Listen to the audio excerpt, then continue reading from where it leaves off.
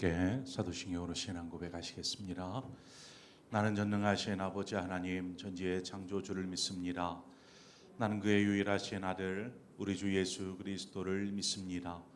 그는 성령으로 잉태되어 동정녀 마리아에게서 나시고 본디오 빌라도에게 고난을 받아 십자가에 못 박혀 죽으시고 장사된 지 사흘 만에 죽은 자 가운데서 다시 살아나셨으며 하늘에 오르시어 전능하신 아버지 하나님 우편에 앉아 계시다가 거기로부터 살아있는 자와 죽은 자를 심판하러 오십니다.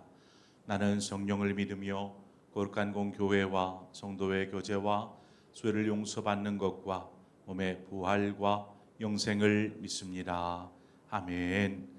우리 함께 찬송가 429장 찬송가 429장 세상 모든 풍파 너를 흔들어 시간 함께 찬송하도록 하겠습니다. 찬송가 429장입니다. 429장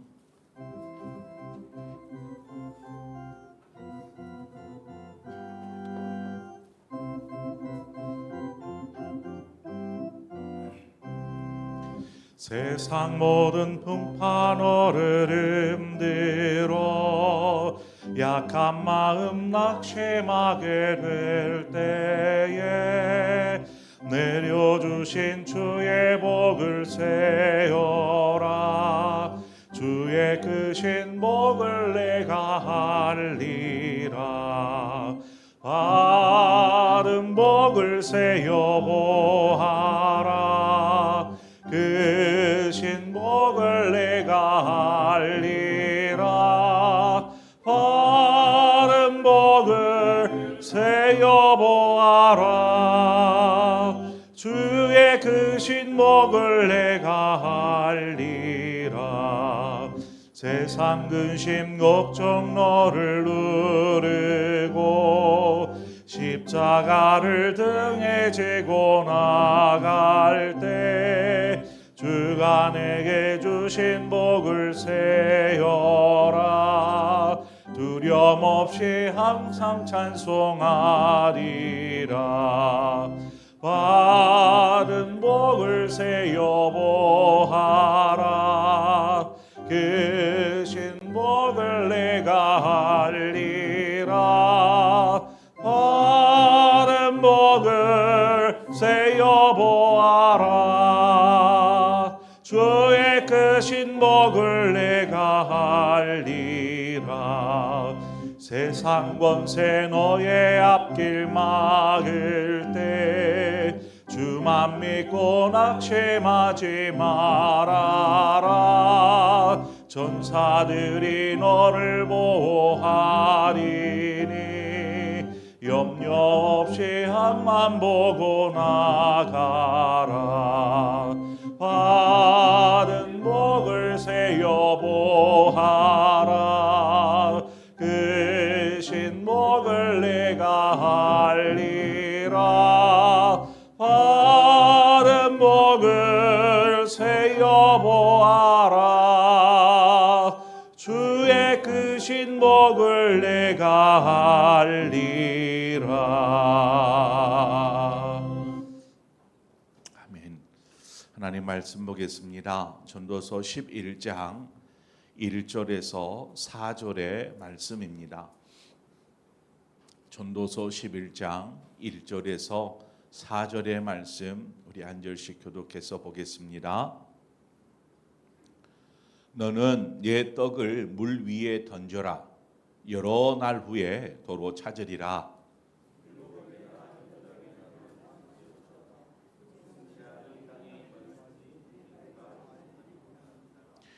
구름에 비가 가득하면 땅에 쏟아지며 나무가 나무로나 북으로나 쓰러지면 그 쓰러진 곳에 그냥 있으리라.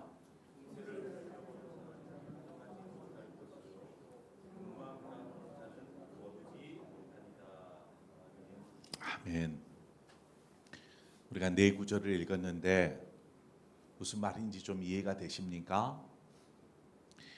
너는 내 떡을 물 위에 던져라. 여러 날 후에 도로 찾으리라. 이 무슨 말일까요? 성경을 읽다 보면 이처럼 도저히 무슨 말인가 이런 생각이 들을 때가 있어요.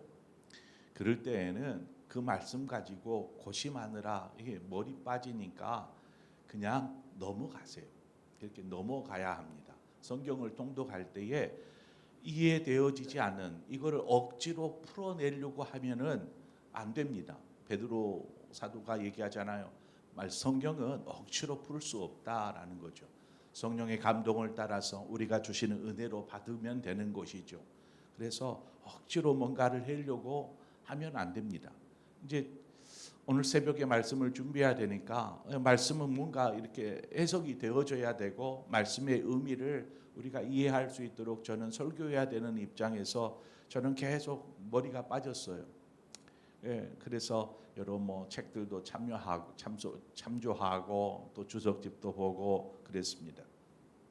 이렇게 제가 참조해 보니까 떡을 물 위에 던지는 것, 이 의미가 재산을 이렇게 투자하는 것이죠. 여기에서 물 위라는 것은 물 위를 항해하는 배를 말합니다. 그러니까 무역을 위해서 어떤 운반하는 화물선이죠. 그 배에다가 떡을 던진다라는 것은 자신의 소유를 맡기는 것을 말합니다.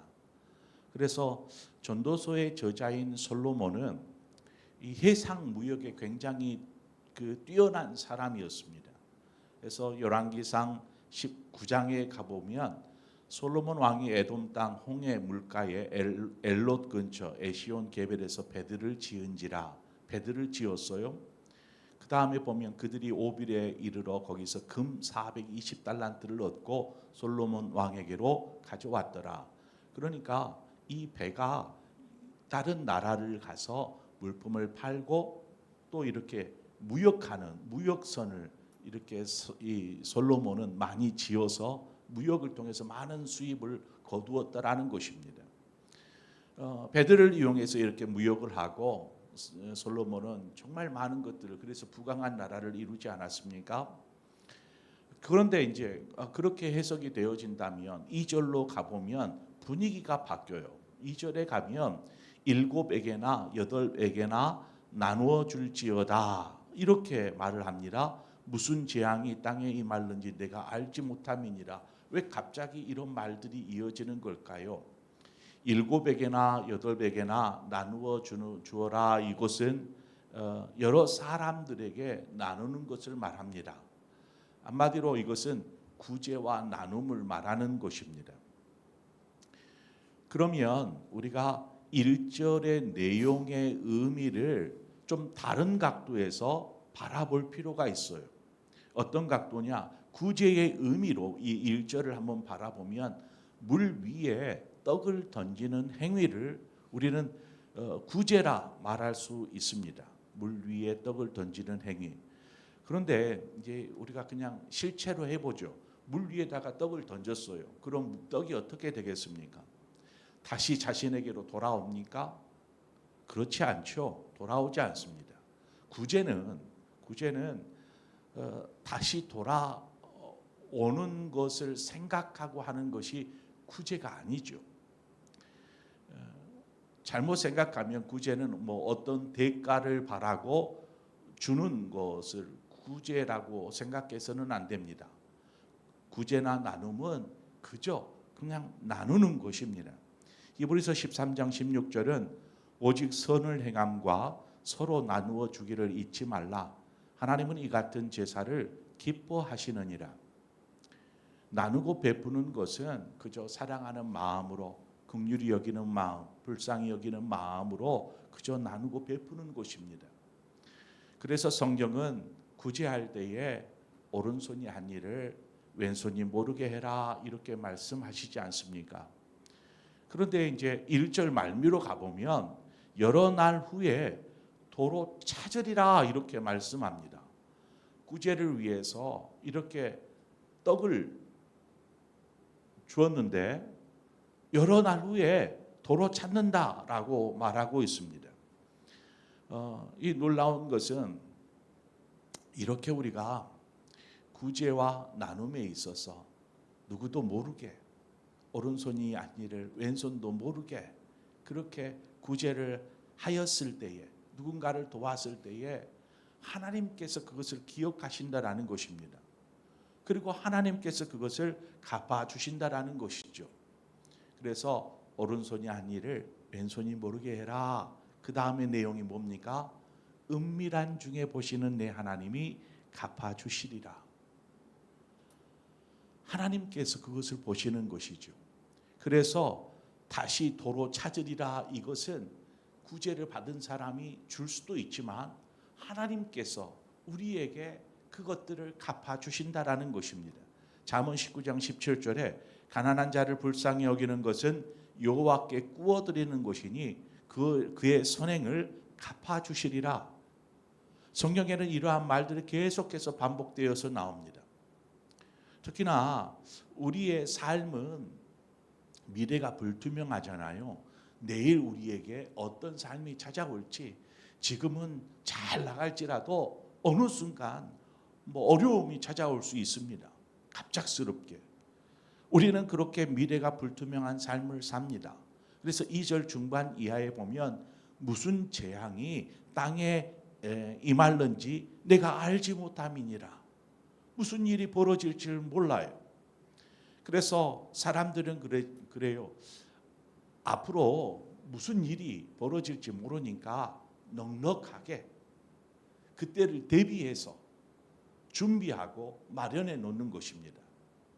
우리가 은행에 저금을 하고 이렇게 하는 이유가 무엇입니까? 떼부자가 되기 위해서입니까? 내일 무슨 일이 벌어질지 모르니까.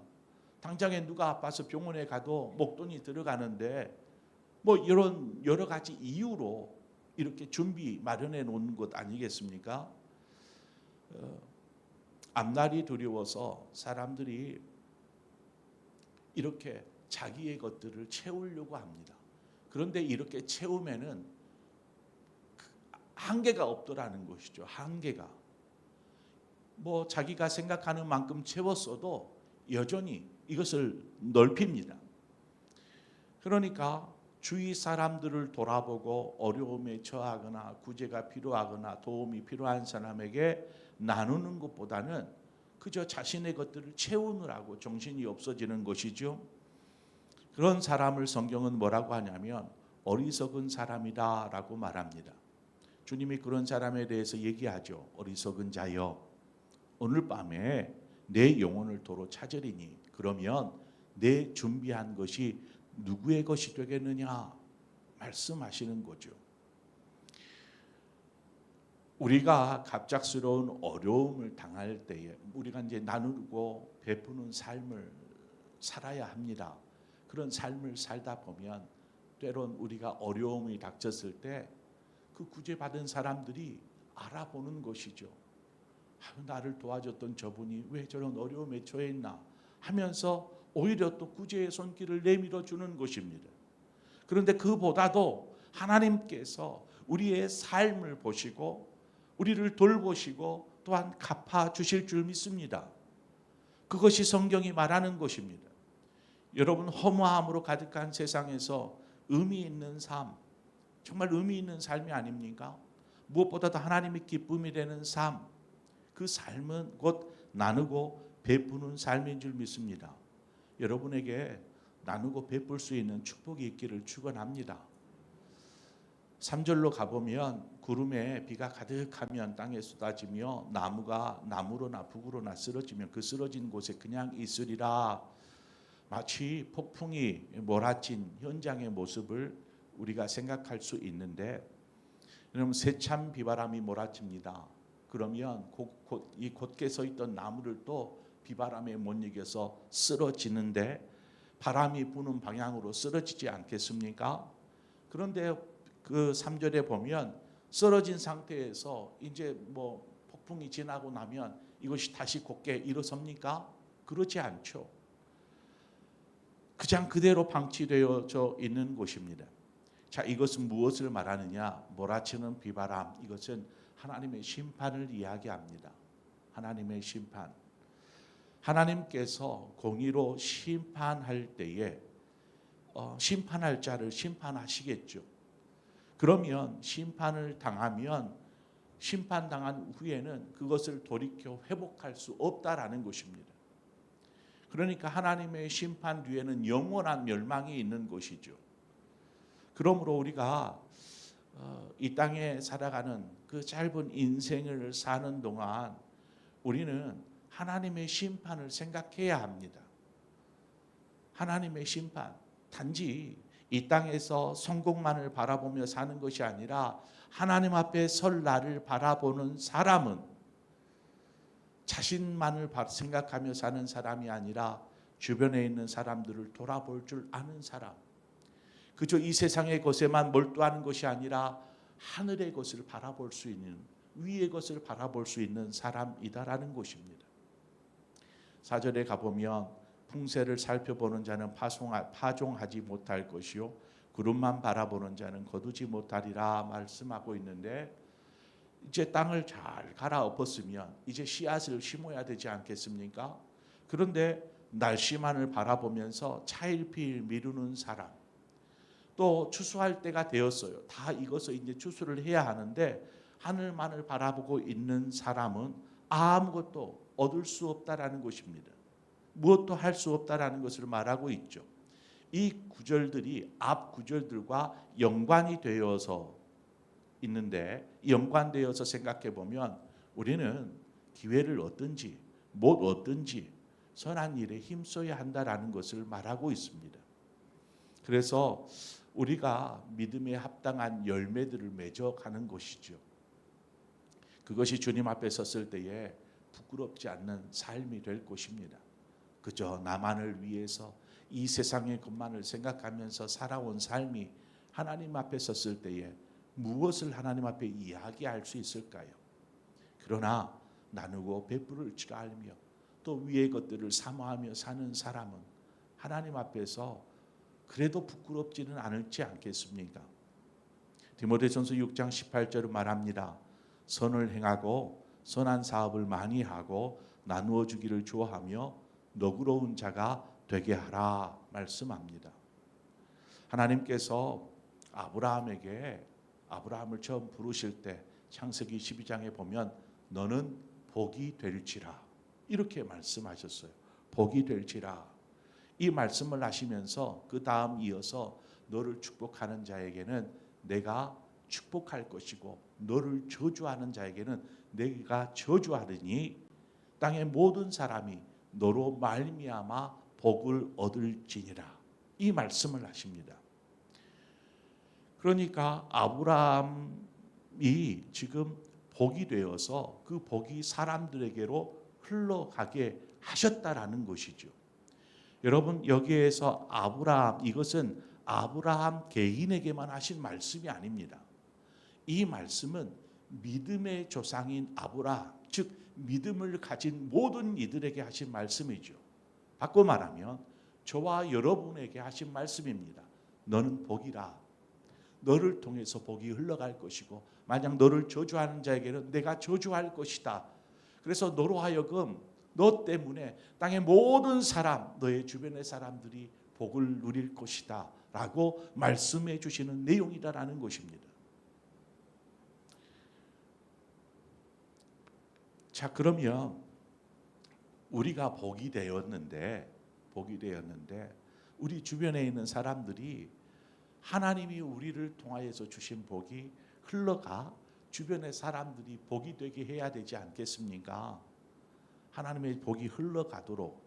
그런데 만약 우리가 그 흘러갈 문을 닫아버리면 어떻게 될까요? 축복의 통로로 우리를 불러주셨는데 통로를 막아버리면 어떻게 될까요? 흘러가지 않겠지요. 그러면 구제가 필요하고 나눔이 필요한 사람들이 어떤 삶을 살겠습니까? 또 이거 막아놓으면 나는 계속 되어지는 하나님의 축복 속에 거할 수 있을까요? 아니요. 하나님으로부터 흘러오는 축복의 물길마저도 끊어져 버리게 되는 것입니다. 그래서 우리는 복이 될지라 말씀하신 것에 아멘하면서 이 복을 흘려보내는 것에 있어서도 동일하게 아멘할 수 있어야 합니다. 흘려보내는 것이 염려가 돼요. 아니 내 건데 하나님이 내게 주신 것인데 이거 보내고 나면 나는 어떻게 해? 라는 이 염려 때문에 우리는 계속해서 막으려고 합니다. 통로를 막으려고 하는, 그러다 보면 결국 아무것도 할 수 없어요. 하늘만 쳐다보고 날씨만을 생각하면서 씨도 뿌리지 못하고 추수도 못하게 되더라는 것입니다. 염려할 것 없이 무슨 일, 그래요, 불안한 일, 내일에 대한 불안함이, 두려움이 있습니다. 내일 당장 무슨 일 생기면 그래도 어떻게든 메고 가야 되는데 이러한 불안함, 이것들을 우리가 하나님께 맡겨야 한다라는 것입니다. 하나님께 맡길 때에, 그리고 나누고 베푸는 삶을 살 때에 하나님께서 우리에게 더 큰 것들로 채워주셔서 더 많은 사람들에게 나누고 베푸는 삶을 살 수 있도록 인도하여 주실 줄 믿습니다. 이것이 바로 청지기적인 신앙이고 삶인 줄 믿습니다. 하나님이 주신 것이니까 하나님의 뜻대로 사용하겠습니다. 그래서 주변의 사람들에게 나누는 것이죠. 단지 물질이나 도움, 이것도 필요하지만 그보다 더 중요한 것은 무엇이겠습니까? 생명을 살리는 일이겠지요. 복음을 전하는 것입니다. 이 일을 위해서 우리를 자녀로 택하여 부르셨고 구원받은 백성 되게 하셨고 저 영원한 하나님의 나라의 상속자가 되게 하지 않았습니까? 이제 그 축복을 우리 주변에게 나누십시다. 복음을 전하는 삶, 생명을 나누는 삶. 그런다고 해서 내 생명이 사라지는 것 아니고 영원한 하나님의 나라가 내 안에서 사라지는 것이 아닙니다. 오히려 하나님께서 더 큰 것들을 예비하시고 그 나라에서 누릴 영광을 하나님께서 준비하시고 계실 줄 믿습니다. 그러므로 나누고 베푸는 삶, 이 땅에서뿐만 아니라 또 영적인 것뿐만 아니라 우리가 바로 그 삶을 살 때에 바로 그것이 진정한 축복된 삶인 줄 믿습니다. 그 삶을 사시는 저와 여러분의 삶이 되어지기를 주님의 이름으로 축원드립니다. 기도하겠습니다. 주신 하나님 아버지, 하나님께서 우리를 자녀로 부르셨고 또 남들과 비교해 보면 딱히 많은 것들을 가진 것도 아니지만 하나님께서 오늘을 살아갈 수 있는 일용할 것들로 채워주셨음을 우리는 고백합니다. 분명히 우리 가족, 우리 먹을 만큼의 양식도 있는데 그보다도 더 넉넉하게 하나님이 주심은 하나님 고달프고 어려운 삶, 그 가난과 배고픔 속에 살아가는 주변에 있는 사람들에게 우리로 하여금 나누고 베풀 줄 아는 구제의 삶을 살도록 우리에게 더 넉넉함으로 채워주신 것이 아닌지 우리가 생각하면서 하나님 아버지의 마음을 품고 그래서 나누고 베푸는 삶을 살게 하여 주옵소서. 그 삶이 하나님의 그 축복, 더 큰 축복이 있는 복된 삶인 것을 우리가 기억하게 하여 주시고 무엇보다도 영혼을 살리는, 생명을 살리는 일에 우리가 힘쓰게 하여 주셔서 하나님이 기뻐하시는 축복된 삶을 살게 하여 주옵소서. 예수님의 이름으로 기도합니다. 아멘. 시간 우리 함께 한 마음으로 기도할 때에 하나님, 우리가 나누고 베푸는 이 일들 하나님께서 분명히 갚아주시겠다 말씀하셨고 도로 찾으리라 말씀하셨던 것처럼 하나님께서 더 큰 것들로 우리에게 채워주실 것을 우리가 믿고 주변에 있는 사람들을 좀 돌아보고 사랑을 베풀고 또 나눌 수 있으면 나누는 삶을 살기를 축원합니다. 뿐만 아니라 생명의 복음을 전할 수 있는 그러한 복된 통로로서 우리가 사용되어지게 하여 주옵소서. 우리 그런 마음으로 이 시간 함께 기도하고 더불어서 기도할 것은 이 나라와 민족을 위해서 이 시간 함께 기도하겠습니다.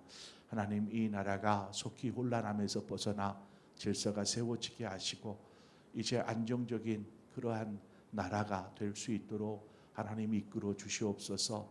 위정자들을 하나님께서 긍휼히 여기시고 불쌍히 여겨 주셔서 이 나라의 토대를 잘 만들어 갈 수 있도록 인도하시고 특별히 이 나라의 주인된 국민들이 정말 깨어 있어서 하나님 진정 정의를 바라고 구할 수 있도록 이 나라가 바르게 세워지는 나라 되게 하여 주옵소서.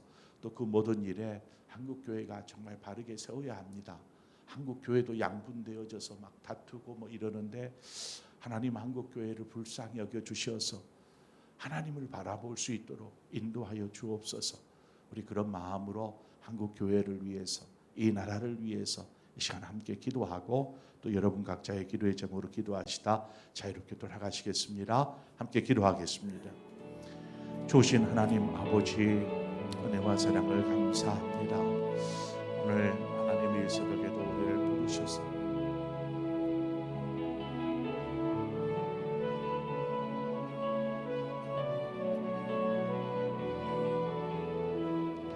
말씀 앞에 서게 하시는 아버지